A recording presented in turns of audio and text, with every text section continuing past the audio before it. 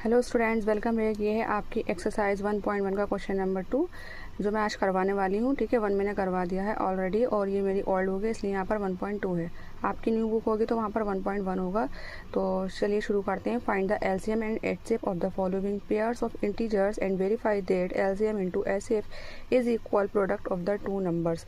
तो करना क्या है बच्चों, हमें पहले तो हमें एलसीएम निकालना है, फिर एचसीएफ निकालना है in following pairs of integers का मतलब ये जो नंबर्स होते हैं यही हमारे इंटीजर्स हैं, और उसको फिर वेरीफाई भी करना है हमें।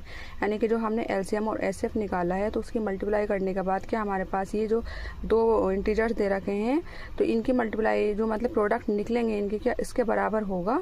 तो अगर आपको कोई भी डाउट हो तो मुझे प्लीज़ कमेंट सेक्शन में बताइएगा। मैंने इसको बहुत ही डिटेल में बनाया है, खासकर उन बच्चों के लिए जिन बच्चों को 10th बिल्कुल ही समझ में नहीं आती है, कुछ भी समझ में नहीं आता है कि एलसीएम क्या होता है, एचसीएफ क्या होता है, तो एग्ज़ाम टाइम में आपको प्रॉब्लम फेस ना करनी पड़े। इसलिए मैंने जो है मेरा जो इंटेंशन है वो बस यही है कि आपकी हेल्प हो जाए। और बहुत शॉर्ट वीडियो है तो इसलिए स्किप मत कीजिएगा क्योंकि लॉस आपका ही होगा, है ना। और आपको ये जो प्रोडक्ट है ये क्या होते हैं मैंने सब कुछ डिटेल में बताया है। और अगर और डिटेल आपको देखनी है जाननी है मतलब तो मेरे चैनल पे विजिट करना।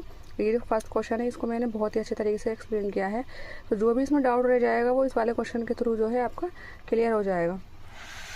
तो क्योंकि मैंने शॉर्ट वीडियो बनाती हूँ मैं ताकि एग्ज़ाम में क्योंकि टाइम नहीं होता है तो इसलिए मैंने सॉल्व करके रखा है ऑलरेडी ताकि टाइम ना लगे ज़्यादा।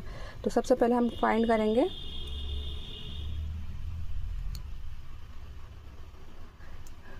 Sorry for the disturbing. सबसे पहले हम इसका एलसीएम निकालेंगे। देखो बच्चों, एचसीएफ के थ्रू तो हम एलसीएम निकाल सकते हैं, तो चाहे तो हम डायरेक्टली एलसीएफ निकालें और फिर एलसीएम निकाल सकते हैं क्योंकि इसमें find the LCM and HCF दोनों ही फाइंड करने हैं। तो जो करेक्ट मेथड है वो यही है कि पहले एलसीएम दिखाएं हम आपको करके और उसके बाद में फिर एचसीएफ। ज़्यादातर क्या करते हैं कि एचसीएफ निकालते हैं और सही एलसीएम निकाल देते हैं, but it is not correct. तो एलसीएम और एचसीएफ में क्या डिफरेंस है, what is the difference between LCM और एचसीएफ। तो जब भी हमारे पास जितने भी पेयर्स होते हैं इंटीजर्स के उसको हमें एक साथ रखना होता है तब हम एलसीएम निकाल सकते हैं। जैसे कि हमारे पास 26 है एंड 91 है तो हमने दोनों को साथ में रखा हुआ है और एक ही टेबल से पढ़ना होता है। अगर कट जाते हैं तो ठीक है, अदरवाइज 1 डिजिट को ही हम कट कर सकते हैं।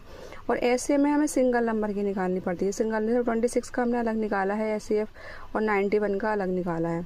ठीक है, तो अब समझते हैं डिटेल में। 26 एंड 91 का हमने एलसीएम निकाला है तो सबसे पहले मैंने बताया छोटे टेबल से शुरू करना चाहिए और उसमें देख लेते हैं कि इवन नंबर है या ऑड। इवन नंबर है तो ये 2 के टेबल से ही जाएगा। ठीक है, तो 2 1 ज़ा 2, 2 3 ज़ा 6 क्योंकि 91 2 के टेबल में नहीं आता है, यहाँ पर 1 है लास्ट में, तो इसको हम एज इट इज़ ही उतार लेंगे।